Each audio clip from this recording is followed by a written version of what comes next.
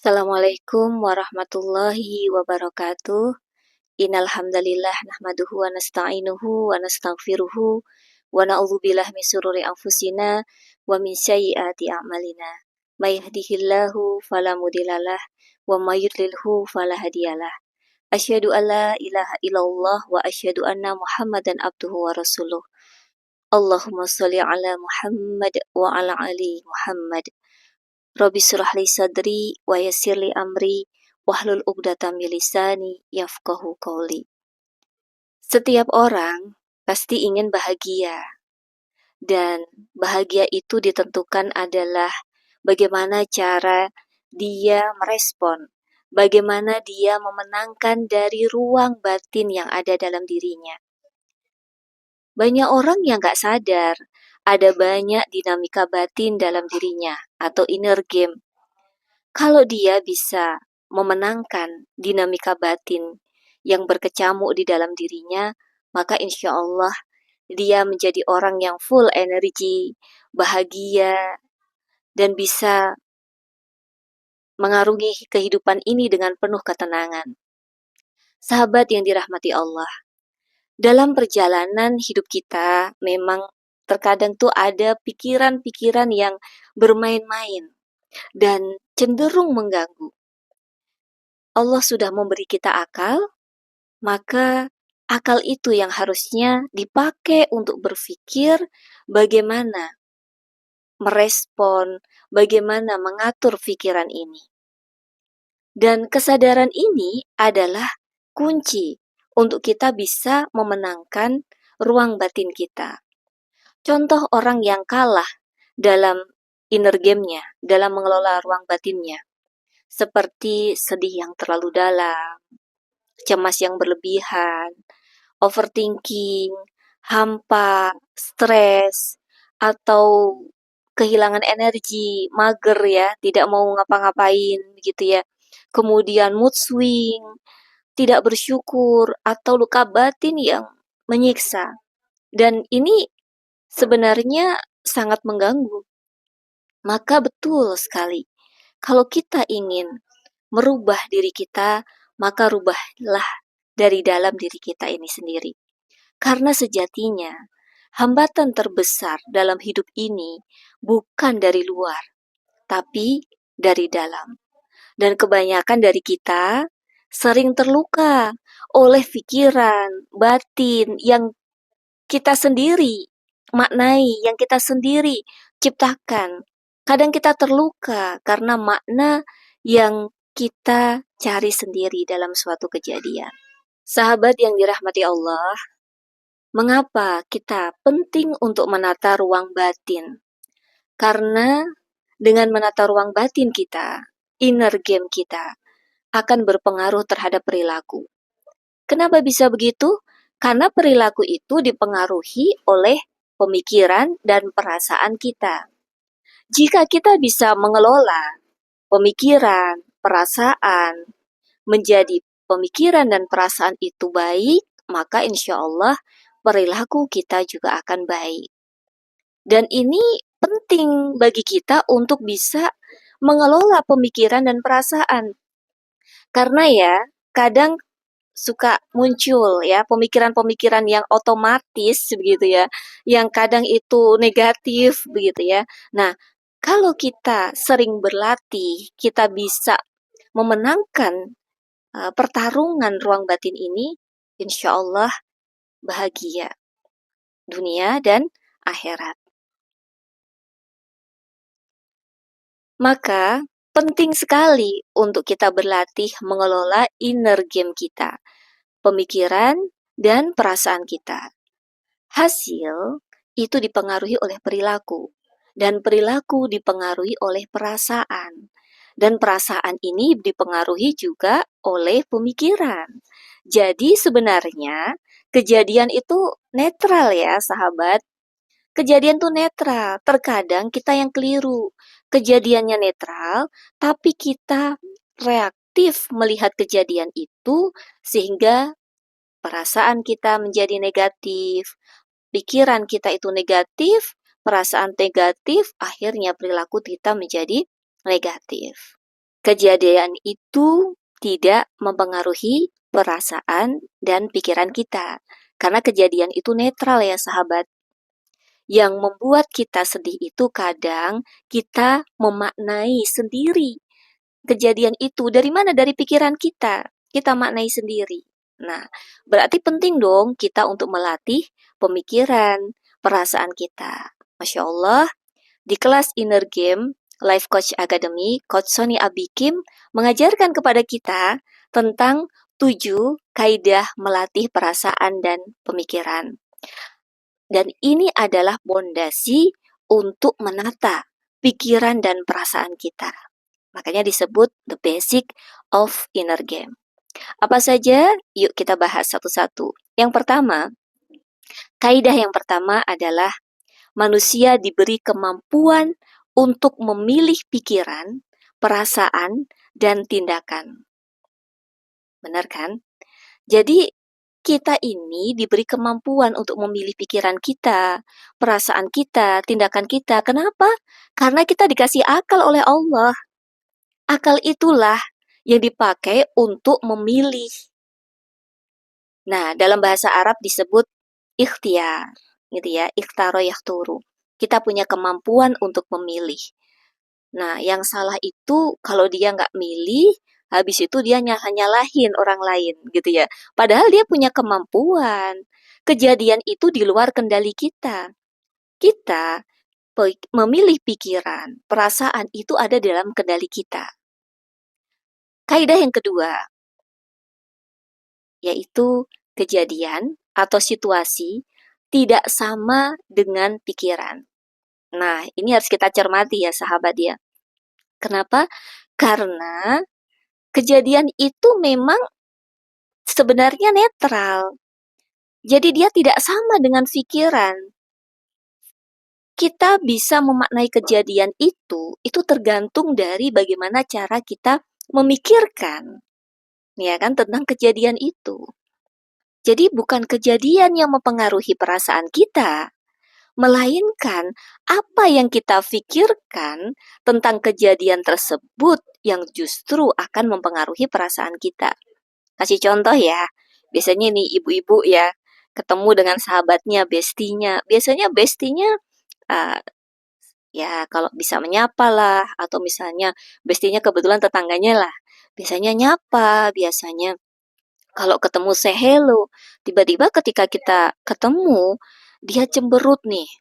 Dia istilahnya pasang muka jutek nih gitu ya. Terus itu kejadian nggak, sahabat? Kejadian ya. Netral kan sebenarnya. Tergantung kita memaknainya. Coba kalau kita memaknainya, misalnya, ih kayaknya dia nggak suka deh sekarang sama aku. Nah, itu udah pikiran negatif ya. Ih, sekarang dia jangan-jangan begini, jangan-jangan begitu, kan itu kan pikiran tuh, pikiran negatif. Akhirnya perasaannya jadi apa? Jadi kesel, ya kan? Jadi suudzon, kemudian jadi ya macam-macam lah perasaan negatif. Akhirnya perilakunya jadi negatif kan? Ikutan jutek deh kita gitu. Akhirnya ikutan jadi perilaku yang nggak baik. Coba kalau kita ubah yuk. Misalnya, ketika kita lihat kejadian seperti itu kan kejadian netral ya. Kemudian kita yang awal mungkin kita ada perasaan, oh ya, kita langsung berpikir, coba kita latih pikiran positif. Contohnya apa? Oh, bisa jadi dia lagi sakit. Oh, bisa jadi dia lagi sariawan, misalnya nggak bisa senyum misalnya. Oh iya. Terus kita menyapa. Kalau dia ternyata menanggapinya dengan ini, ya udah kita sudah menyapa. Ya, oh bisa jadi mungkin dia lagi sedih dan sebagainya. Coba sahabat, kalau kita berpikir positif seperti itu, kira-kira perasaan kita gimana? Kita menjadi lapang, kita bisa memaklumi, kita bisa apa ya, mentolerir mungkin dengan sikapnya seperti itu. Oh, wong biasanya dia nggak seperti itu kok. Mungkin baru kali ini. Oh ya sudah nggak apa-apa. Saya kasih waktu. Akhirnya perilaku kita menjadi apa? Memaafkan, perilaku kita juga memberikan jeda, memberikan kesempatan buat dia, gitu ya. Kita tidak memaksa dan sebagainya. Masya Allah ya. Oke, kaidah yang ketiga. Lanjut. Apa? Kata Kosoni, kaidah yang ketiga ini, kita tidak bisa memilih kejadian yang kita alami, tapi kita bisa memilih respon atas kejadian yang kita alami. Contohnya seperti tadi ya. Atau misalnya ibu-ibu nih. Ibu-ibu ketika anaknya lagi rewel, lagi tantrum. Iya nggak ibu-ibu? Ini kita nggak bisa memilih kejadian ini. Kita lagi masak, kita lagi repot, tiba-tiba anaknya minta perhatian nih. Anaknya rewel nih, misalnya kan begitu ya. Terus ini adalah kejadian yang netral. Anak rewel itu di luar kendali kita. Nah, tergantung apa yang dalam kendali kita. Ini yang menentukan. Apa yang dalam kendali kita? Kita bisa memilih respon, ya kan? Memilih respon atas kejadian itu. Nah, respon itu dari mana, sahabat? Dari pikiran kita. Oh, kalau kita mikirnya nih, ih, lagi repot kayak gini, anak ngambek lagi, anak tantrum lagi, gitu ya. Misalnya nih, jadi apa yang terjadi? Perasaan kita jadi kesel, ya kan? Perasaan kita jadi kecewa, mungkin perilaku kita jadi marahin anak dan sebagainya. Tapi kalau kita berpikir, ah iya nih lagi masa, lagi repot, anak tantrum, oke, nggak apa-apa, gitu ya. Kita berpikir banyak kok yang pengen nih dengar nangisnya anak. Alhamdulillah ya Allah masih bisa mendengar nangisnya anak. Oh alhamdulillah ya Allah anak saya masih bisa mengungkapkan emosinya. Oh dia masih balita, dia masih bisa mengungkapkan emosinya dengan nangis begitu. Oh alhamdulillah ya Allah yang seperti ini eh, apa eh, banyak yang diinginkan oleh orang lain misalnya. Atau kita bisa berpikir, oh iya mumpung masih kecil ya, kita masih bisa dengerin tantrumnya anak atau nangisnya anak, begitu ya. Ini juga nggak akan lama kok.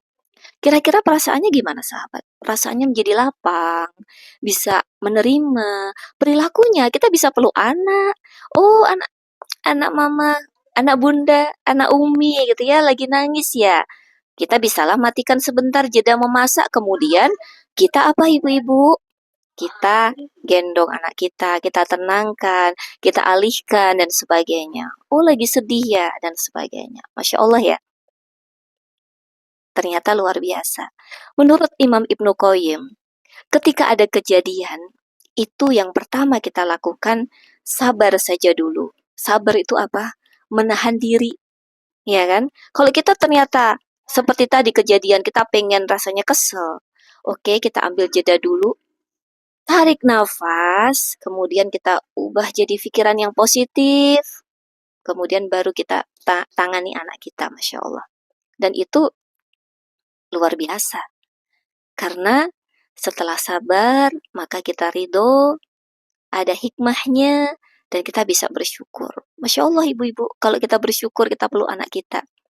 Dan anak juga jadi tenang kan? Ya, Masya Allah. Oke, kita lanjut. Yang keempat, kaidah yang keempat adalah untuk mengubah hasil kita perlu mengubah perilaku. Dan untuk mengubah perilaku, kita mengubah perasaan. Dan untuk mengubah perasaan, kita perlu mengubah pikiran. Gitu ya. Insya Allah. Jadi contohnya tadi, kalau kita ingin perilaku kita baik, ya kan? Karena perilaku dipengaruhi oleh perasaan, ya kan? Maka kita ubah perasaan kita dengan mengubah pikiran kita. Jadi, pikiran yang diubah akan menghasilkan pikiran yang baik, menghasilkan juga perasaan yang baik, dan menghasilkan perilaku yang baik. Oke, kita lanjut ya sahabat. Kaidah nomor 5. Agar mampu mengelola pikiran, perasaan, perilaku dengan baik, maka kita perlu menyadari alias sadar. Ya, kenapa? Apa yang kita tidak sadari, ya tidak akan bisa kita kendalikan. Nah, maka supaya kita bisa mengendalikan ya perlu kita sadar. Ya, kalau kita sadar, maka kita bisa menata ruang batin kita. Misalnya kita lagi sedih, kita lagi cemas, begitu ya. Manusiawi kan ya, manusiawi gitu ya. Nah, kita sadar, oh saya lagi cemas. oh saya lagi ada overthinking nih. Nah, oh saya lagi sedih dan sebagainya. Nanti setelah kita sadar gitu ya. Kalau Coach Sony mengajarkan tentang sajadah. Sadar, kemudian kita jeda, ya, dan kemudian kita pilih, ya, pilih, ya, pilih untuk bagaimana pikiran kita menjadi positif, ya, perasaan kita menjadi positif, seperti itu. Oke, lanjut. Kaidah yang keenam, yaitu apa? Meskipun hasil bisa dipengaruhi oleh perilaku, namun kita tidak bisa sepenuhnya mengendalikan hasil-hasil yang kita ciptakan di dalam hidup. Iya, betul. Karena hasil itu adalah di luar kendali kita. Memang benar, kalau kita ingin hasil yang baik, maka perasaan kita harus baik, ya kan? Perilaku kita ini baik, maka perasaan baik, pikiran baik, gitu ya. Dan kita ingin menciptakan hasil yang baik, udah berusaha, udah berikhtiar, tapi kembali lagi bahwa hasil itu adalah di luar kendali kita. Misalnya tadi kita sudah memilih pikiran yang baik, perasaan yang baik, kemudian kita mencoba nih dengan akhirnya kan perilaku kita dengan penuh baik ini, memeluk anak misalnya lagi rewel, kemudian ini. Nah, kadang pikirannya kita, ah pasti kalau dipeluk selesai nih. Ternyata malah tambah. Ternyata habis itu ketika dipeluk malah ternyata dia malah nangis lah, malah nyari perhatian lah, masih guling-guling lah dan sebagainya. Nah itu hasil ya di luar kendali kita. Tapi kita sudah berikhtiar memilih pikiran yang baik, perasaan yang baik, sikap yang baik, perilaku yang baik. Nah, hasilnya ketika tidak sesuai dengan apa yang menjadi ekspektasi kita, ya tadi itu ternyata hasil itu di luar kendali kita. Tapi insya Allah kita sudah memilih yang baik, akan berpahala buat kita. Oke, terakhir kaidah yang ketujuh. Jangan mengandalkan diri sendiri dalam mengelola pikiran, perasaan, dan perilaku diri kita. Kenapa, sahabat? Kita perlu meminta tolong kepada pemilik hati kita. Ya kan, kenapa? Allah yang bisa membolak-balik hati kita. Ya kan? Allah juga membolak-balik hati ya orang-orang di sekitar kita. Maka kaidah yang ketujuh ini penting sekali. Mintalah pertolongan Allah. Karena sesungguhnya pertolongan Allah itu dekat. Mintalah pertolongan Allah. Bahkan Coach Sony mengajarkan kalau kita jeda. Jeda itu juga sholat ya. Itu juga salah satu untuk kita meminta pertolongan Allah. Kita doa.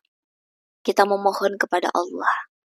Nah, ibu-ibu yang tadi ketika sambil menenangkan anak, kita sudah memilih pikiran yang baik, perasaan yang baik, ya, sehingga perilaku kita akhirnya kita mencoba memeluk dia dengan lapang hati kita dan sebagainya, itu enak loh perasaannya.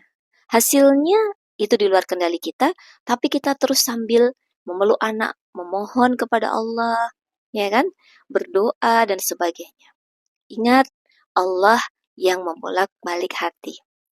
Maka kita berusaha yang terbaik ya dengan ikhtiar, memilih pikiran yang baik sehingga perasaan baik, perilaku menjadi baik dan kita memohon kepada Allah Subhanahu wa taala supaya Allah mampukan kita untuk punya pikiran yang baik, perasaan yang baik dan kita memohon ya Rob, bimbinglah hambamu ini ya Allah.